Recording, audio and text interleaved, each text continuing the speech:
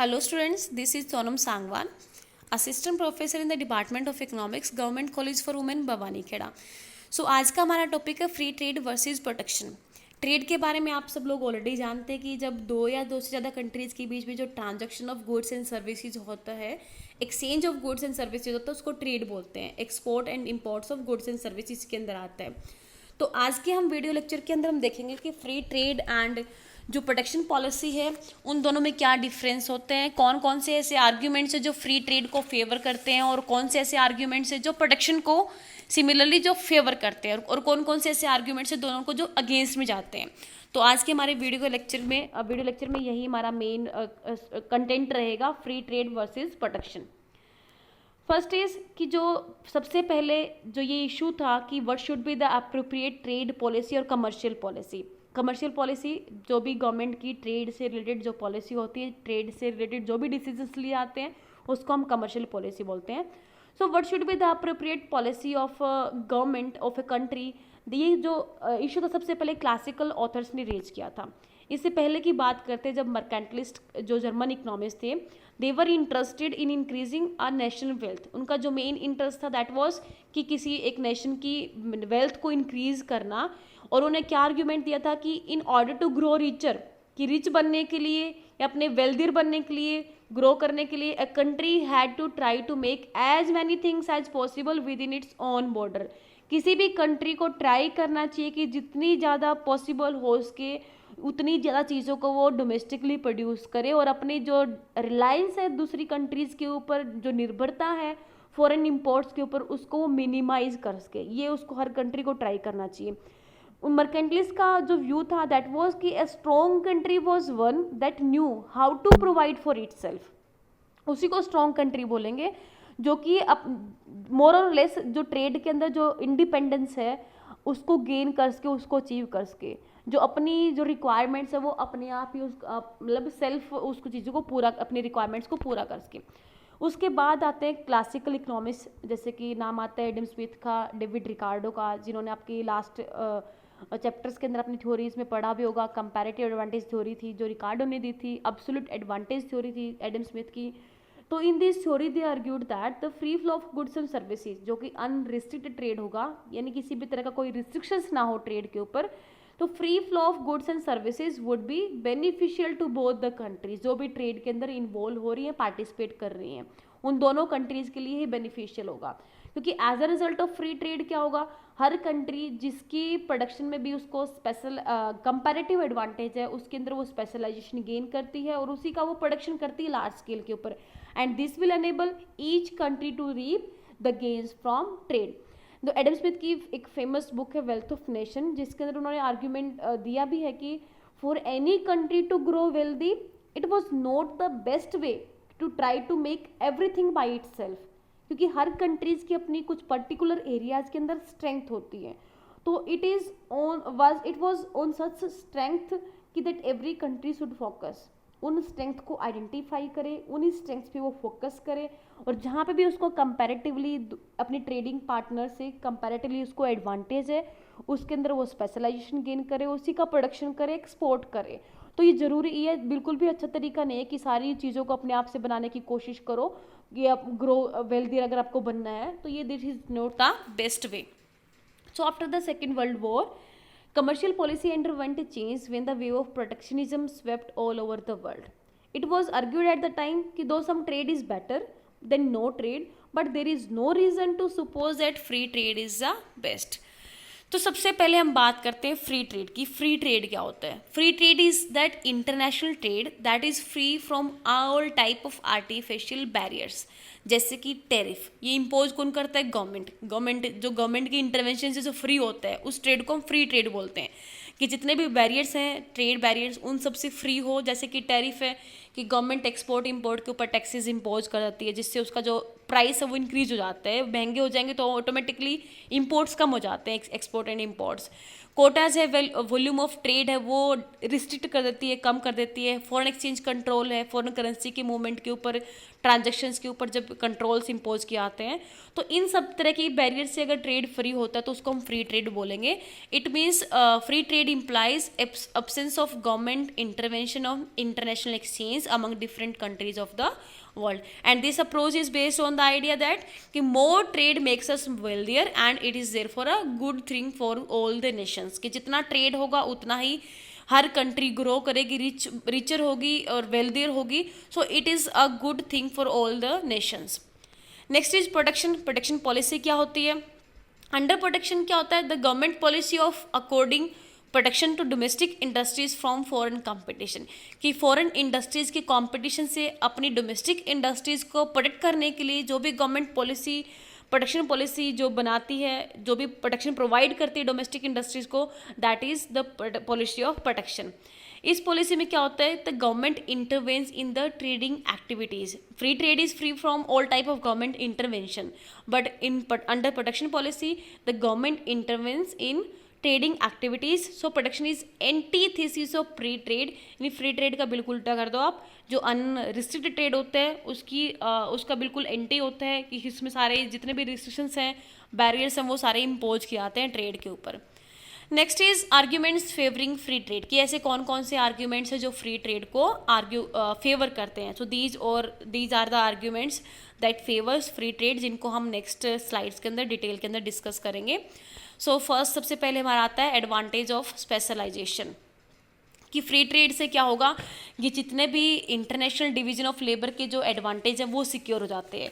क्योंकि free trade कैसे क्या करता है? फ्री ट्रेड अलाउ करते हैं कि हर कंट्री जिसके भी अंदर जिस भी कमोडिटी के प्रोडक्शन के अंदर को कंपैरेटिव एडवांटेज है, उसके अंदर वो स्पेशलाइजेशन गेन करे और उन्हीं कमोडिटीज़ का वो प्रोडक्शन करे, एक्सपोर्ट करे और उन चीज़ों को लार्ज स्केल के वो प्रोडक्शन करे। इससे क्या होगा कि जो भी उनके रिसोर्सेज हैं, फिजिकल या जो भी ह्यूमन रिसोर्सेज हैं, कैपिटल रिसोर्सेज हैं, उन सबको वो ऑप्टिमली और एफिशिएंटली यूटिलाइज कर पाएगा। सो फ्री ट्रेड क्या होता है कि जितने भी एडवांटेज हमारे इंटरनेशनल स्पेशलाइजेशन के, वो कंट्रीज को मिल जाते हैं through free trade. Next is all round prosperity, कि फ्री ट्रेड से क्या होगा कि अगर जितना भी हमारा रिस्ट्रिक्शंस कम होंगे ट्रेड के ऊपर, तो ग्लोबल आउटपुट इंक्रीज हो आता है, क्योंकि स्पेशलाइजेशन गेन करेंगी कंट्रीज, जिससे जो ट्रेड का जो स्केल है, यानी जो प्रोडक्शन है वो लार्ज स्केल के ऊपर होगा। स्पेशलाइजेशन गेन करने से ग्लोबल आउटपुट इंक्रीज होगा, एफिशिएंसी इंक्रीज होगी। इससे क्या होगा, जो कंट्रीज़ हैं उनको कंट्रीज़ को गुड्स हैं वो चीपर प्राइस के ऊपर अवेलेबल हो जाती है, क्योंकि कंट्रीज़ वही स्पेशलाइजेशन गेन करती है जिनके अंदर उसको कॉस्ट ऑफ प्रोडक्शन कम आती है, तो लो प्राइस के ऊपर चीज़ें अवेलेबल हो जाती हैं, जिससे जो पीपल्स ऑफ द वर्ल्ड के जो लोगों का जो स्टैंडर्ड ऑफ लिविंग है वो इम्प्रूव हो जाता है, इंक्रीज हो जाता है। So free trade leads to higher production, higher consumption and higher all round international prosperity. Next is competitive spirits prevail, क्योंकि as there exist the possibility of intense competition under free trade, so जो inefficient producers होते हैं, या तो फिर वो उनको improve are compelled to either to improve और देयर एफिशिएंसी और टू क्विट। या तो जो इनएफिशिएंट प्रोड्यूसर है, या तो वो अपनी एफिशिएंसी को इम्प्रूव करे, या फिर वो जो इंडस्ट्रीज है उसको लीव करे, क्विट कर दे। ठीक है, तो फ्री ट्रेड है वो क्या करता है, जो कंपटीशन की स्पिरिट है उसको इनकरेज करता है, इन्हांस करता है, क्योंकि उससे क्या होगा, दोनों ही डोमेस्टिक प्रोड्यूसर्स हैं और जो फॉरेन प्रोड्यूसर्स हैं उनके बीच में कॉम्पिटिशन होगा। Domestic producer do not want to lose their ground, so competition enhances the efficiency, तो उनको अपनी एफिशिएंसी को इम्प्रूव करना ही होगा, अदरवाइज उनको कंपटीशन में एग्जिस्ट नहीं कर पाएंगे, वो कंपटीशन से उनको वाइप्ड आउट कर दिया जाएगा। Next is accessibility of domestically unavailable goods and raw materials, कि जो भी चीज़ें हमें डोमेस्टिकली, जो भी रॉ मटेरियल्स है, जो भी कमोडिटीज़ डोमेस्टिकली अनअवेलेबल होती हैं या जो प्रोड्यूस नहीं होती डोमेस्टिकली, तो फ्री ट्रेड से क्या होता है, वो चीज़ें उन चीज़ों को हम एक्सेस कर पाते हैं, वो चीज़ें हमें मिल जाती हैं। यानी free trade enables each country to get those commodity which they can not produce, या फिर they can produce at higher cost, या तो जिनको वो प्रोड्यूस नहीं कर पाते हैं या जिनको प्रोडक्शन करने में कॉस्ट ज़्यादा आती हैं, तो वो कमोडिटीज़ उनको कम प्राइस के ऊपर through free movement of trade दूसरी कंट्री से उनको मिल जाती हैं। Next is greater international cooperation, कि कॉपरेशन की जो स्पिरिट है वो इनकरेज होती है, क्योंकि फ्री ट्रेड से क्या होगा, देर इज़ नो स्कोप कि हम किसी एक पर्टिकुलर कंट्री से रॉ मटेरियल खरीदें या कमोडिटीज़ को इंपोर्ट करें. So free trade thus promote international peace and stability throughout the world through economic and political cooperation. Next is free from interference की जो फ्री ट्रेड है that is free from all type of bureaucratic and interferences, क्योंकि there is under free trade there is not much scope for corruption which is rampant under protection, क्योंकि government के कोई control नहीं होता है, government का intervention नहीं होता है, तो ब्यूरोक्रेसी एंड करप्शन वो बहुत कम, मतलब उनका कोई स्कोप नहीं होता फ्री ट्रेड के अंदर. Next is arguments against free trade कि कौन कौन से ऐसे आर्ग्यूमेंट्स हैं जो फ्री ट्रेड के अगेंस्ट जाते हैं. So these are the arguments जिनको हम नेक्स्ट स्लाइड के अंदर डिस्कस करेंगे डिटेल के अंदर. First is advantageous not for less developed countries कि जो लेस डेवलप्ड कंट्रीज होती हैं उनके लिए एडवांटेजियस नहीं होता है free trade. Free trade has brought enough misery to the poor and less developed economies. India was a classical example कि जब इंडिया में free movement of goods and services हुआ बाय टू विद यूके, ब्रिटिश जो कंट्रीज थी उसके साथ, तो उससे क्या हुआ, जो फ्री ट्रेड से क्या हुआ कि जो कॉलोनियल इम्पेरियलिज्म है वो भी उस चीज़ के अंदर आया कि जो कॉलोनियल पावर है भाई बहुत सारे देश ऐसे हुए जो लेस डेवलप्ड कंट्रीज थे जो गुलाम बन गए दूसरी कंट्रीज के डिपेंडेंस से by free movement of goods and services, by free movement of factors of production. तो ये चीज़ है कि लेस डेवलप्ड कंट्रीज के लिए ज़्यादा लाभदायक साबित नहीं हुआ है free trade. Harmful for domestic industries क्योंकि ट्रेड होगा, फ्री ट्रेड होगा तो दूसरी कंट्रीज फॉरेन इंपोर्ट्स जो होंगे वो कम प्राइस के ऊपर अवेलेबल हो जाएंगे, तो जो भी डोमेस्टिक इंडस्ट्रीज होंगी जो उन चीज़ों को प्रोडक्शन करती हैं तो वो रन हो जाएंगी. मतलब free trade run domestic industries because of free trade, क्योंकि इंपोर्टेड गुड्स वो कम प्राइस पे अवेलेबल हो रही हैं, तो जो एक अनफेयर और कट थ्रोट कंपटीशन वो डेवलप हो जाता है between domestic and foreign industries. तो इस प्रोसेस में क्या होगा, इस कंपटीशन के अंदर क्योंकि डोमेस्टिक इंडस्ट्रीज की कॉस्ट हाई है तो ऑब्वियसली डोमेस्टिक इंडस्ट्रीज है वो वाइप्ड आउट हो जाती है, वो कंपटीशन में एग्जिस्ट नहीं कर पाती है. So this is free trade is very harmful for domestic industries. Indian जो हैंडीक्राफ्ट इंडस्ट्रीज हैं ये इसका एग्जाम्पल है कि ब्रिटिश जब रूल था उसके दौरान जो हैंडीक्राफ्ट इंडस्ट्रीज थी वो काफ़ी सफ़र किया था उसने. Next is inefficient industries remain perpetually inefficient कि दोनों तरह की इंडस्ट्रीज होती हैं किसी भी कंट्री के अंदर, एक जो एफिशिएंसी से प्रोडक्शन करती है दूसरी इनएफिशिएंट होती है. तो फ्री ट्रेड में क्या होता है कि हम स्पेशलाइजेशन के ऊपर फोकस करते हैं, जहाँ पे भी एफिशिएंसी हमारी ज़्यादा है, जहाँ पे भी हमारी कॉस्ट ऑफ प्रोडक्शन लो है, जिनमें प्रोडक्शन में तो हम उसका प्रोडक्शन करते हैं, स्पेशलाइजेशन गेन करते हैं. तो इससे क्या होगा कि जो भी इंडस्ट्रीज इनएफिशिएंट है वो नेग्लेक्टेड रहती है, वो इनएफिशिएंट ही रहती है, तो ऑल राउंड डेवलपमेंट वो नहीं हो पाता है फ्री ट्रेड के through. Danger of over dependence कि free trade brings in the danger of dependence कि हम अगर किसी भी कंट्री के ऊपर, किसी भी कंट्री की इंपोर्ट्स के ऊपर अगर हम ओवर डिपेंडेंट रहेंगे, ज़्यादा डिपेंड रहेंगे, तो उस केस में क्या होगा, एक कंट्री में face economic depression if it's international trading partner suffers from it.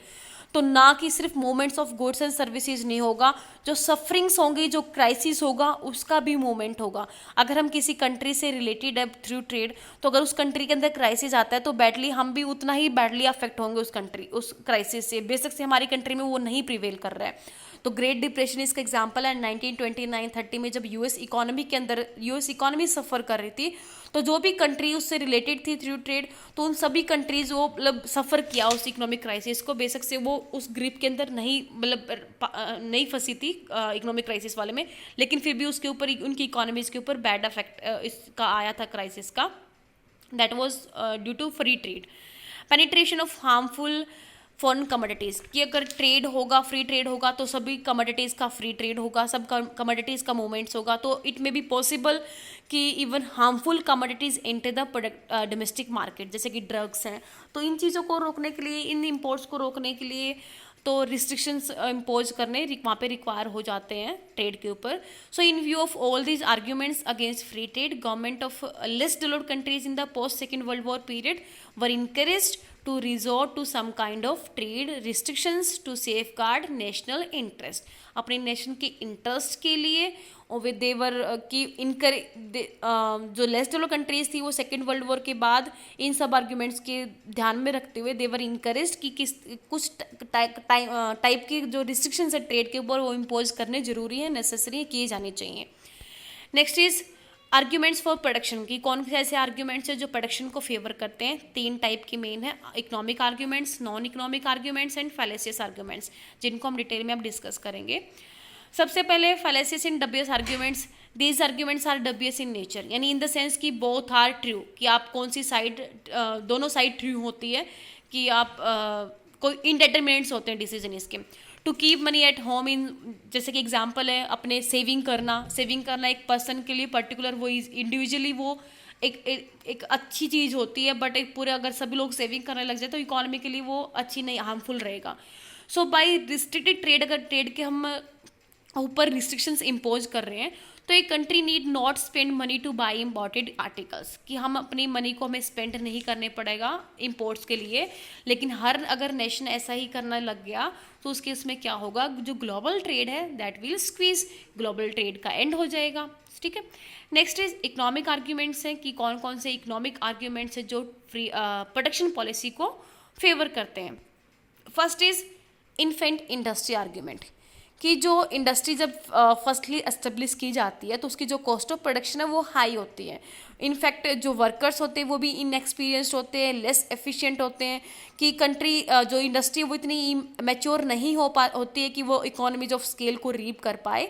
सो अगर उस इन्फेंट इंडस्ट्री को अगर हम अलाउ करें कि वो इंडिपेंडेंटली ग्रो करें तो surely it will be unable to compete, कि अपनी जो फॉरेन इंडस्ट्रीज़ हैं जो ऑलरेडी काफ़ी टाइम से एस्टेब्लिश हैं, जिनका अच्छी मार्केट के अंदर जो कैप्चर उन्होंने किया हुआ है, तो उससे वो कम्पीट नहीं कर पाएगी और कॉम्पिटिशन्स में एग्जिस्ट नहीं कर पाएगी। तो बेसिकली उनको हम फ्री नहीं अलाउ नहीं कर सकते ग्रो करने के लिए, हमें उनको प्रोटेक्शन प्रोवाइड करनी पड़ेगी अगेंस्ट फॉरेन कॉम्पिटिशन।